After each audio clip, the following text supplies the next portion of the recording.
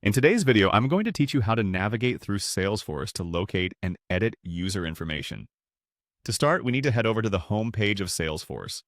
By opening up your browser and going to Dream Efficiency 5303, lightning.force.com, you'll land on the Salesforce homepage.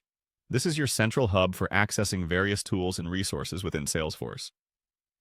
Once you're on the home page, the next step is to click on the Quick Settings option. This is a straightforward process, and you'll find the Quick Settings icon typically located at the top right corner of the interface. Clicking it allows you to access various customizable options related to your Salesforce experience. From the Quick Settings, look for the link or button labeled Open Advanced Setup and click on it. This step will take you to a section of Salesforce that allows for more specific modifications and administrative tasks. Navigating to the Advanced Setup gives you a broader range of functionalities to customize or view user details intricately. Now that you're in the Advanced Setup, one of the key tools at your disposal is the Quick Find button. Click on it. This search feature is incredibly helpful when you need to find specific settings or functionalities quickly. In this particular instance, you'll be using it to type in the term users. After typing in users into the Quick Find box, your next step is to select users from the results that appear. By doing so, you'll open a detailed page showing all current users registered in your Salesforce system. The users page has various filtering and sorting options to make it easier for you to navigate through the list. At this point, you'll want to sort the list by username. Simply click on the Sort by Username option. This will arrange the list alphabetically or in the desired arrangement based on usernames.